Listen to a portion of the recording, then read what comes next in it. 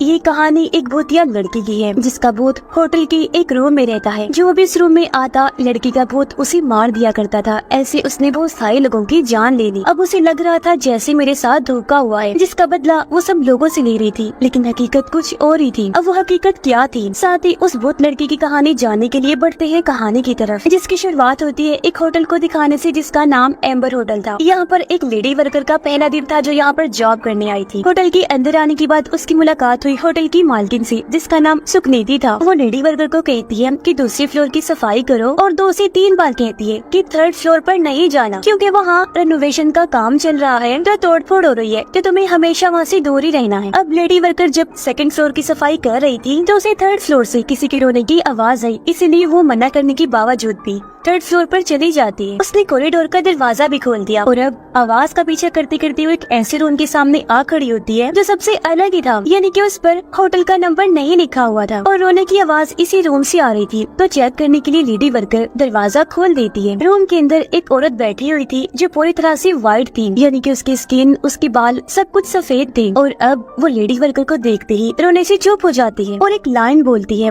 3 nights and midnight. अब ये line lady worker के लिए खतरनाक थी, तो डर की वजह से वो वहाँ से चली जाती है। अब 3 नाइट्स एंड मिडनाइट का मतलब क्या है ये हमें आगे चलकर पता चलेगा। अब 3 दिन के बाद वो लेडी वर्कर अपनी बेटी को बताती है कि जब से मैंने उस सफेद स्किन वाली लड़की को देखा है मेरे साथ अजीबोगरीब चीजें हो रही हैं। जैसे कि हमारे पड़ोस के एक आदमी ने अपने पैर में स्क्रू ड्राइवर घुसा लिया और मेरी आंटी ने भी अपनी जान ले ली। हमारी बिल्ली भी बगैर किसी वजह की मर गई और मुझे इन सब चीजों से बहुत अजीब लग रहा है। सारी बातें सुनकर उनकी बेटी कहती है कि मॉम ये बस आपका वहम है, क्योंकि जो हमारे पड़ोस में आदमी है उनका दिमागी तवाज़ुन ठीक नहीं है तो उन्होंने ऐसा कर लिया। करें बात आपकी आंटी की, वो तो कितने टाइम से मेंटल हॉस्पिटल में एडमिट थी, तो पागलपन की वजह से उन्होंने अपनी जान ले ली। और जो बिल्ली है उसका मरना तो तय ही था क्योंकि उसकी उम्र काफी ज्यादा हो गई थी। तो आप रिलैक्स रहिए, ऐसा वैसा कुछ भी नहीं है, लेकिन अगर आपको फिर भी डर लग रहा है तो सोने से पहले आप प्रेयर करके सोइएगा। अब लेडी वर्कर अपनी बेटी को कुछ कह नहीं पाती और उनकी बेटी वहाँ से चली जाती है। लेडी वर्कर अपने रूम में जाकर प्रेयर करने लगती है, लेकिन हम देखते हैं कि वही व्हाइट लड़की शीशे में से निकलकर लेडी वर्कर के पीछे आ जाती है। व्हाइट लड़की उसकी तरफ बढ़ने लगी, उसे डराने लगती है, लेकिन लेडी वर्कर उसे देख नहीं पाती। जैसे रात के 12 बजे लेडी वर्कर सोने गई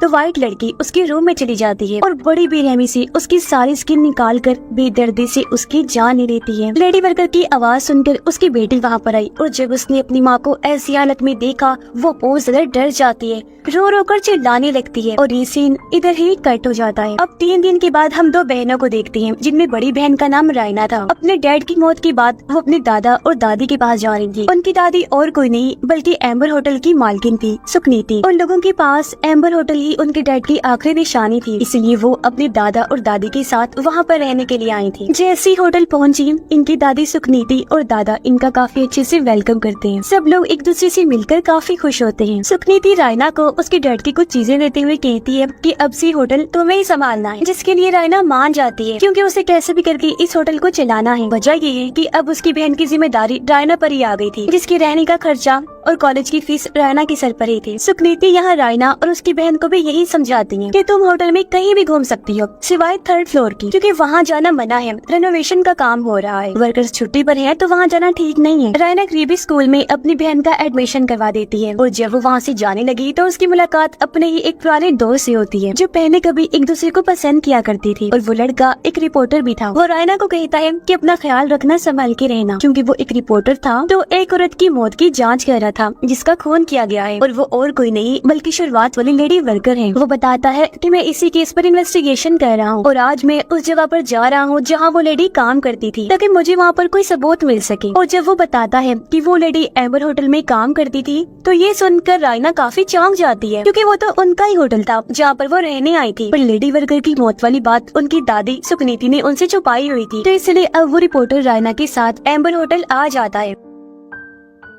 वो सुकनीति से पूछता है कि वो लेडी वर्कर यहाँ पर कितने टाइम से काम कर रही थी। सुकनीति बताती है कि उसे कुछ दिन ही हुए थे, लेकिन उसके साथ हुआ क्या था ये हम नहीं जानते। ये सुनकर रिपोर्टर होटल में ही रुकने का फैसला करता है ताकि वो और ज्यादा सबूत इकट्ठे कर सके। यह रायना अपने दादा और दादी से नाराज होती है कि आप लोगों ने हमें इस बारे में क्यों नहीं बताया, जिस पर सुकनीति कहती है वो बेटा इसलिए क्योंकि तुम अपने डैड की मौत को अभी अभी झेल कर आई हो, तो हमने तुम्हें इसलिए नहीं बताया था कि तुम और परेशान ना हो जाओ। रात को रायना की बहन प्रेयर कर रही होती है और रायना को भी यही कहती है के गॉड पर भरोसा रखिए और प्रेयर किया करें। रायना जब अपने रूम के बाहर खड़ी हुई थी तो उसे 3rd फ्लोर के एक कमरे से लाइट जलती हुई नजर आती है, तो इसलिए वो चेक करने वहाँ पर चली जाती है कि आखिर वहाँ पर है कौन और लाइट किसने ऑन की, क्योंकि वहाँ पर तो कोई नहीं होना चाहिए था जैसा सुकनीति ने बताया था। लेडी वर्कर की तरह रायना भी कॉरिडोर के दरवाजे को खोलने की कोशिश करती है, लेकिन जब उसने देखा कि ये लॉक्ड है तो वो तोड़कर अंदर आ जाती है। उसे भी सामने वाले रूम से लड़की के रोने की आवाज आने लगती है। उसने जैसे ही दरवाजा खोला, अंदर वो व्हाइट लड़की बैठी हुई थी जो रायना को भी देखकर 3 नाइट्स एंड मिडनाइट बोलती है। रायना कुछ करती नहीं और चुपचाप वहाँ से चली जाती है, क्योंकि उसे लग रहा था कि शायद ये लड़की होटल की कोई गेस्ट है, लेकिन वो पूरी रात उस लाइन के बारे में ही सोचती रही। अगले दिन जब वो अपनी बहन को स्कूल ड्रॉप करने गई तो गाड़ी पर 1 लिखा हुआ था, यानी कि पहला दिन, जो चीज फिर गायब भी हो गई। लेकिन ये चीज रायना को परेशानी में डाल देती है, इसलिए वो इस बारे में सुकनीति से बात कर ही लेती है। वो सुकनीति से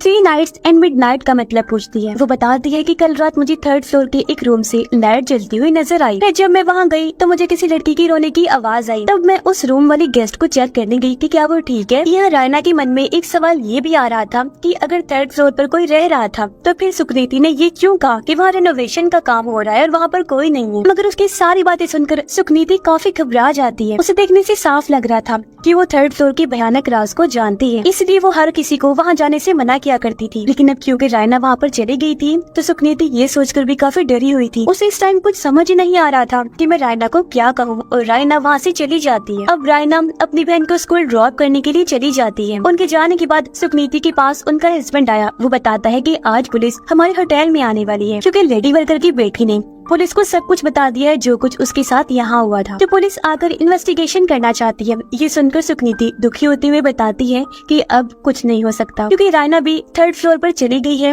और उसने वो रूम खोल दिया है। जो सुनकर उसका हस्बैंड भी काफी डर जाता है। दोनों सोच में पड़ जाते हैं कि अब हम क्या करेंगे। लेडी वर्कर की मौत की खबर हर जगह फैल गई थी। पुलिस भी यहाँ पर इन्वेस्टिगेशन करने आ चुकी थी, और जब ये बात सभी गेस्ट को पता चलती है तो वो वहाँ से जाने लगते हैं। यहाँ पर रिपोर्टर भी था और सारी चीजों की इन्वेस्टिगेशन कर रहा था। तभी यहाँ पर रायना भी आ जाती है। अब एक फोन की घंटी बजती है जिसे रायना उठाती है। उसे कहा गया कि उसी रूम में टॉवल पहुँचाओ, तो अब टॉवल रायना ही देने जाती है। उसने देखा कि रूम में तो कोई नहीं है, लेकिन अब बाथरूम से रोने की आवाज आ रही है, और जब वो बाथरूम को चेक करने गई है वहाँ पर कोई भी नहीं था। अब तभी रूम वाले फोन की घंटी बजती है जिसे रायना फिर से उठाती है। आगे से कोई बोल रहा था कि अगर वो बाथरूम में नहीं है, रूम में नहीं है, तो फिर ये सोचो कि वो रूम में छुपी हुई कहाँ है। ये सुनकर रायना काफी डर जाती है। वो जल्दी से रिसेप्शन पर कॉल करके पूछती है कि इस वाले रूम में कौन रुका हुआ है। तब उसे पता चलता है कि कोई भी नहीं, वो रूम तो खाली है। चेक करने पर रायना को वही लड़की अब पर्दों के पीछे चलती हुई नजर आती है। देखते देखते वो लड़की अब कारपेट के नीचे आ गई और तेजी से रायना की तरफ बढ़ने लगती है। रायना ने उसे देख लिया था। ये व्हाइट बालों वाली लड़की थी जिसकी आंखें लाल रंग की थी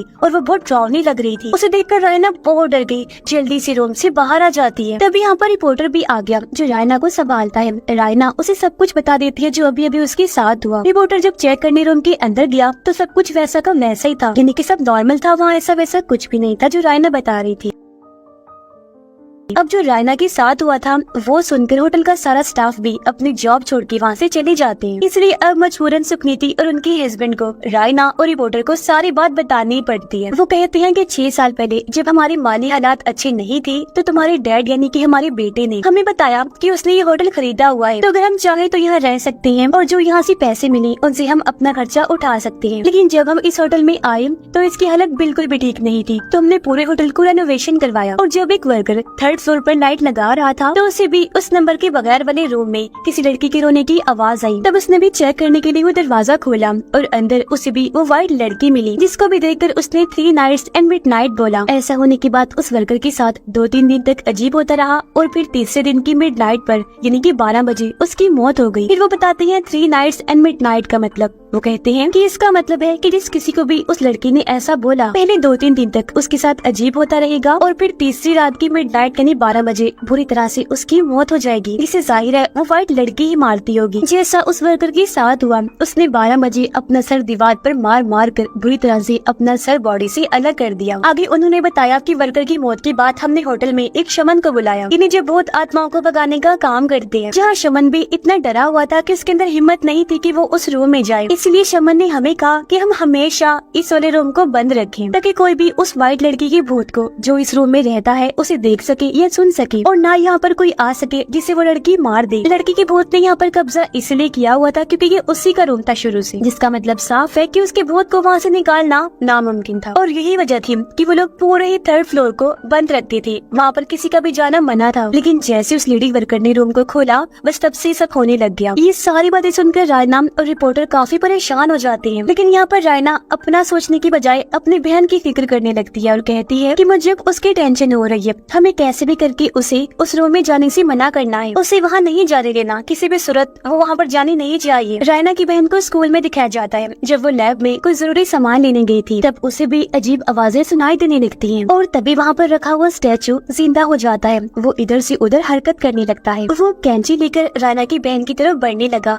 और बार बार यही बात कह रहा था कि जब तुम भी मरोगी तो तुम्हें भी वही तकलीफ महसूस होगी जो उस व्हाइट लड़की ने महसूस की थी। ये देखकर वो काफी डर जाती है, चिल्लाते हुए बाहर आ गई। उसकी आवाज सुनकर वहाँ पर लोग इकट्ठा हो जाते हैं और जब रायना की बहन ने टीचर को ये बताया कि अंदर कोई है और स्टैचू इधर से उधर हरकत कर रही है, तो टीचर अब कुछ चेक करने अंदर गई। लेकिन वहाँ पर तो ऐसा कुछ भी नहीं था, सब कुछ नॉर्मल था, सारी चीजें अपनी अपनी जगह पर पड़ी हुई थी। फिर रायना की बहन घर आ गई, जहाँ रायना सबसे पहले उसे एक ही सवाल पूछती है कि क्या तुम 3rd फ्लोर की उस रूम में गई हो या फिर नहीं, जिस पर उसकी बहन ने बताया कि हाँ मुझे भी उस रूम से किसी के रोने की आवाज आ रही थी, तो मैं उसे चेक करने वहाँ पर गई जहाँ मुझे व्हाइट लड़की बैठी हुई दिखी और उसने मुझे 3 नाइट्स एंड मिडनाइट बोला, जिसका मतलब था कि अब इन दोनों बहनों के पास ही सिर्फ 3 दिन का टाइम है। तो अब उस व्हाइट लड़की के बारे में जानने के लिए रायना और रिपोर्टर उसे शमन के पास जाते हैं जिसने 3rd फ्लोर को सील किया था। शमन बताता है कि व्हाइट लड़की ने जरूर कुछ ऐसा छुपाया हुआ है जिससे वो मरने के बावजूद भी आफ्टर लाइफ में नहीं जा पा रही, इसी दुनिया में फंसी हुई है। और अब अगर वो लोग चाहते हैं कि सच्चाई का पता चले तो उन्हें उस लड़की का नाम जानना होगा, क्योंकि लड़की के नाम से ही वो उसके भूत से बात कर पाएंगी। इसलिए अब रायना और रिपोर्टर बाकियों के साथ मिलकर लड़की के नाम के बारे में सोचने लगते हैं। तभी रायना को याद आया कि डैड ने कहा था मैंने अपने दिल में बहुत सारे राज रखे हुए हैं जिनको मैं नॉवल में लिखता हूँ। इसलिए रायना सबको अपने डैड के नॉवल पढ़ने को देती है, क्योंकि उसे यकीन था कि कहीं न कहीं डैड ने अपने नॉवल में उस व्हाइट लड़की या फिर इस होटल की माजी के बारे में लिखा होगा। लेकिन किसी को भी नॉवल में कोई ऐसी चीज नहीं मिलती, जिस वजह से रायना काफी मायूस हो जाती है और अब वो अकेले ही उस रूम की तरफ बढ़ने लगी उसे चेक करने के लिए, क्योंकि उसे यकीन था कि अंदर जरूर कुछ न कुछ होगा। वो जैसे रूम के बाहर आई, यहाँ पर रिपोर्टर और उसकी बहन भी आ जाती है जो रायना को अंदर जाने से रोकती है, क्योंकि अंदर उसकी जान को खतरा हो सकता है। तब रायना उन्हें समझाती है कि देखो अगर हमने कुछ ना किया तो तीसरी रात की मिडनाइट में हमने तो वैसे भी मर ही जाना है, लेकिन अगर हम कोशिश करें तो क्या पता हम बच जाएंगे। इसलिए अब रायना और उसकी बहन अंदर जाते हैं जबकि रिपोर्टर बाहर ही खड़ा रहता है, क्योंकि अभी तक वो अंदर नहीं गया था तो उस पर 3 नाइट्स एंड मिडनाइट वाला कर्स शराब नहीं चल सकता था।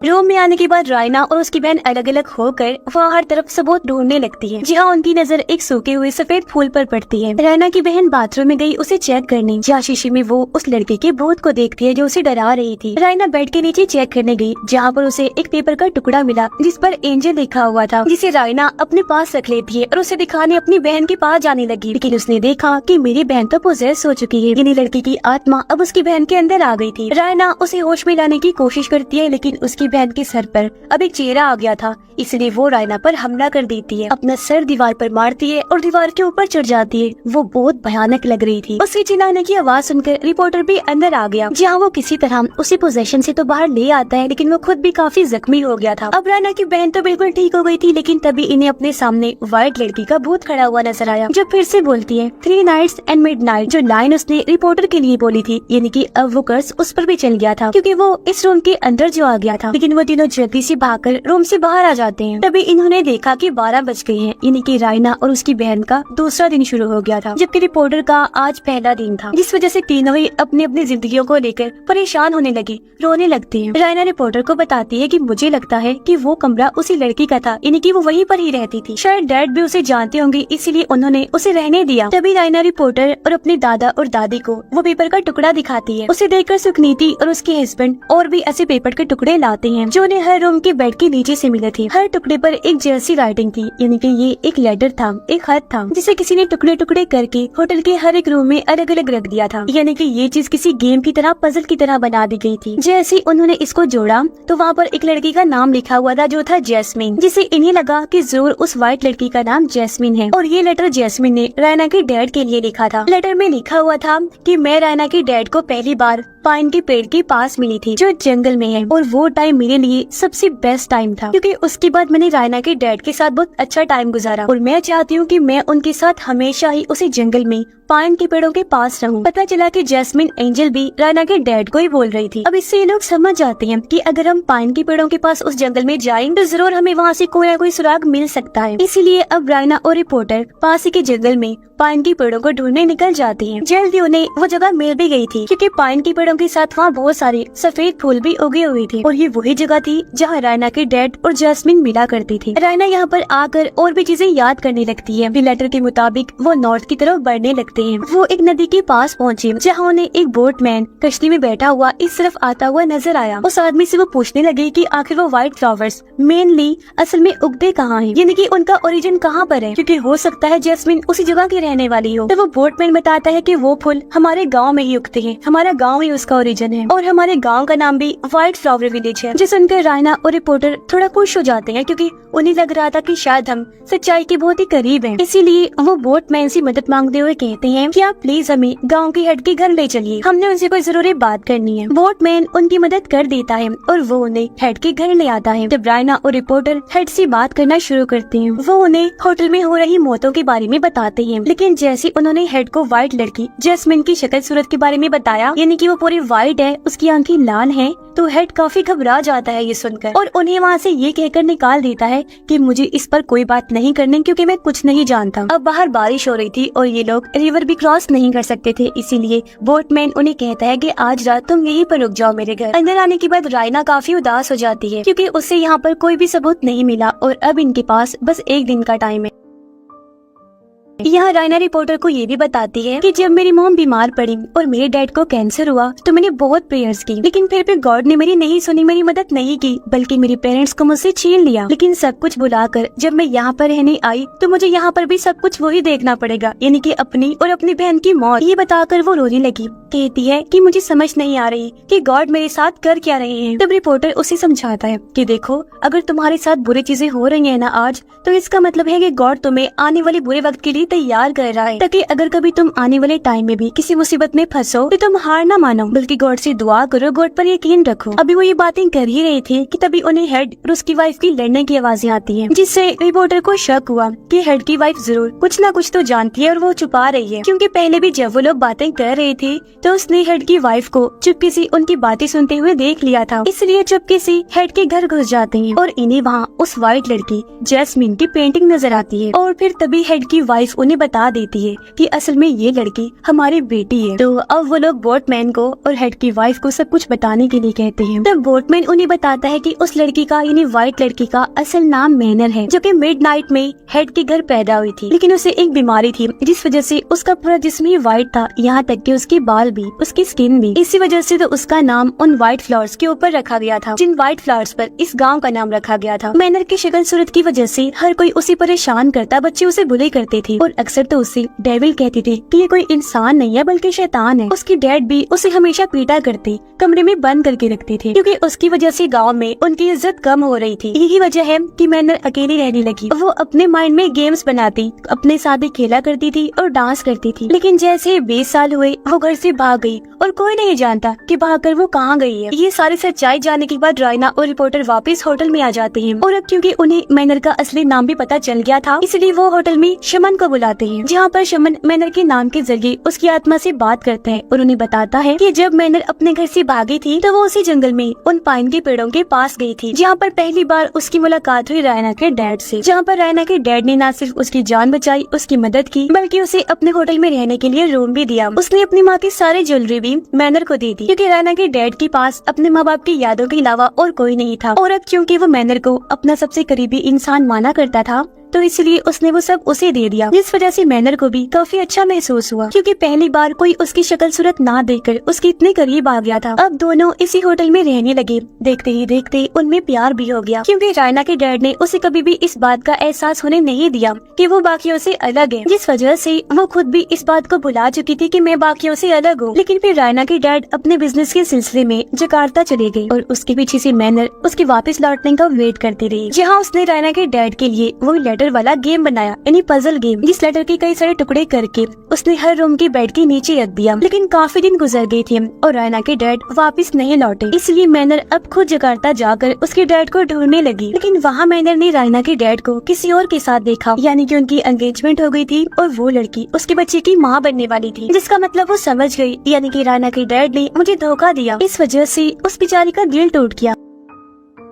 होटल वापस आकर उसने चाकू से अपने जिस्म की सारी जिल्द निकाल दी, क्योंकि इस तरह दिल तोड़कर रायना के डैड ने उसे ये एहसास दिला दिया था कि वो सच में बाकियों से अलग है। वो किसी के काबिल नहीं और ना ही कोई उसे कबूल कर सकता है। सिर्फ अपनी शक्ल सूरत की वजह से वो हमेशा अकेली रहेगी। इसलिए वो लगातार 3 दिन तक अपने जिस्म से अपनी स्किन को अलग करती रही। फिर जैसे ही तीसरी रात की मिडनाइट आई तो दर्द में तड़प तड़प कर उसकी मौत हो गई। ये सुनकर रायना और रिपोर्टर को काफी दुख भी हुआ, साथ ही वो काफी डर भी जाती है और शमन से पूछती है कि अब हम इन सबको ठीक कैसे कर सकते हैं। जिस पर शमन कहते हैं कि अब तुम्हें मैनर का टूटा हुआ दिल जोड़ना है, यानी कि अब उन्हें मैनर की लाश ढूंढनी होगी कैसे भी करके, जिसमें उन्होंने मैनर की लाश को किसी ऐसी चीज से जोड़ना है जो जिंदा चीज का काम करे और मैनर इन्हें माफ कर दे। लेकिन जब उन्होंने शमन से पूछा कि हम ये काम करेंगे कैसे, तभी आकर मैनवी आत्मा ने शमन पर हमला कर दिया। वो उसकी गर्दन पकड़ लेती है और बुरी तरह उसका सर जिस्म से अलग करके उसे मार डालती है, जो सीन बहुत ही भयानक था। और अब उसका असली रूप देखकर रायना और रिपोर्टर भी बहुत घबरा जाते हैं। रायना काफी टेंशन में भी थी, क्योंकि सब कुछ ठीक करने के लिए उनके पास टाइम बहुत ही कम बचा था। तभी रायना की बहन की नजर बेड के नीचे पड़ी उसके डैड की सामान पर गई। उसमें एक किताब थी जिस पर लिखा हुआ था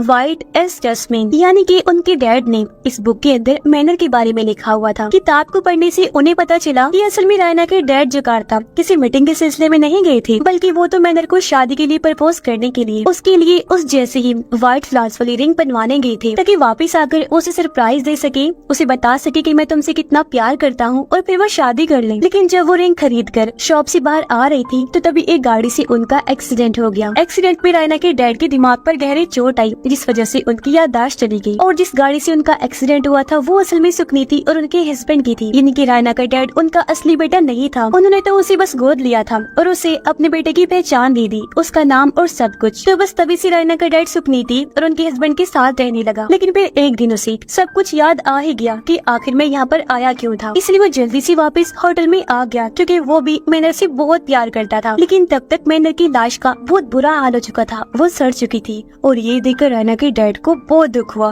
वो पूरी तरह से टूट गई। वो हर टाइम यही सोचती रहती है कि काश उस दिन मैं मैनर को सब कुछ बता देता, सच मैं तुमसे कितना प्यार करता हूँ और तुम्हें सरप्राइज देने के लिए ही मैं जा रहा हूँ। इससे होता ये कि आज वो खुद के साथ ऐसा ना करती और ये दोनों साथ होते और उन्होंने शादी कर ली होती। लेकिन अब क्योंकि मैनर की मौत हो चुकी थी, वो जा चुकी थी, इसलिए रायना के डैड उसकी लाश को होटल के बेसमेंट में बने एक सुरंग में ही दफन कर देते हैं, ताकि वो बरी हो सके। कब्र के ऊपर उसने वही व्हाइट फूल वाली रिंग की तस्वीर बना दी जो उसने मैनर के लिए बनवाई थी, ताकि इससे मैनर की आत्मा को सुकून मिल सके और उसकी कब्र हमेशा यहीं पर रहे जहाँ उसने मैनर के साथ अपने इतनी सारी और इतनी प्यारी यादें बनाई। जिसके बाद रायना के डैड हमेशा के लिए इस होटल से दूर चले गए, क्योंकि वो हमेशा इस दुख में रहकर अपनी जिंदगी नहीं जी सकते थे। ये सब देखकर रायना और उसकी बहन समझ गई कि इसका मतलब है कि डैड ने कभी मैनर को धोखा दिया ही नहीं था, बल्कि वो तो उसे इतना प्यार करते थे। मगर सच जाने से पहले ही मैनर की मौत हो गई। तो अब उन्हें कैसे भी करके मैनर को सारी सच्चाई बतानी होगी। जहाँ तभी उन्हें शमन की कही बात याद आती है कि उन्हें मैनर की लाश को किसी ऐसी चीज के साथ जोड़ना होगा जो जिंदा चीज का काम कर सके। और अब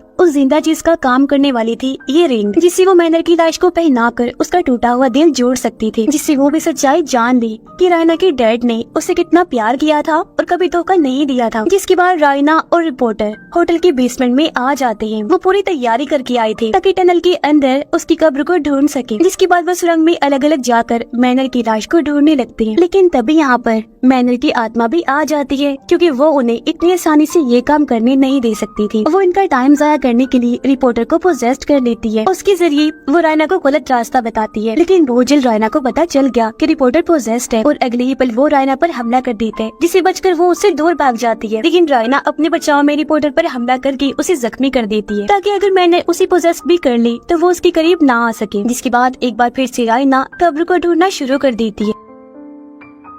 साथ ही वो काफी परेशान भी थी क्योंकि अब उसके पास टाइम बहुत ही कम बचा था। कुछ ही देर में 12 बजने वाले थे। तभी रायना को अपने बैग में अपने दादा और दादी का लेटर मिलता है कि रायना, अगर तुम्हें कोई भी रास्ता ना दिखे तो तुम गॉड से प्रेयर करना, देखना वो फिर तुम्हारी मदद जरूर करेंगे, क्योंकि उसके पास आखिरी रास्ता गॉड ही है जो जरूर हेल्प करते हैं। तो इसीलिए अब रायना प्रेयर करने लगती है। वो रो रो के गॉड से दुआ करती है। उधर रायना की बहन भी अपने दादा और दादी के साथ मिलकर प्रेयर कर रही थी, क्योंकि उसे यकीन था कि हमें सिर्फ गॉड ही बचा सकते हैं। और ऐसा होता भी है, क्योंकि तभी कुछ दूर चलने के बाद रायना को वो कब्र मिल जाती है, जिसे रायना खोदना शुरू करती है और उसे कुछ ही देर में मैनर का स्केलेटन ढांचा मिल जाता है। लेकिन इससे पहले रायना उस रिंग को मैनर के हाथ में पहनाती, यहाँ पर पोजेस्ड रिपोर्टर आ गया। वो रायना पर हमला कर देता है, लेकिन वो जैसे तैसे अपनी जान पर खेलकर वो रिंग मैनर के हाथ में पहना ही देती है, जिससे कि उसकी लाश और जिंदा चीज यानी कि वो एलिमेंट आपस में मिल चुकी थी। ऐसा होते ही मैनर सारी सच्चाई जान गई थी। उसकी आत्मा को शांति मिल गई, सुकून मिल गया और अब वो वहाँ से चली जाती है। कुछ ही देर बाद रायना और रिपोर्टर टनल से बाहर आ गई, जहाँ वो सब लोग आपस में मिलकर जज्बाती हो गए, रोने लगते हैं, क्योंकि उन्हें लग रहा था कि हमने सबने मिलकर आखिरकार सब कुछ ठीक कर ही दिया। रायना और रिपोर्टर ने वो सब कुछ पुलिस को बता दिया जो उनके साथ हुआ था। फिर रिपोर्टर रायना से बात करने आया। उसे कहता है कि मैं आज भी तुमसे प्यार करता हूँ और सिर्फ तुम्हारे साथ ही रहना चाहता हूँ।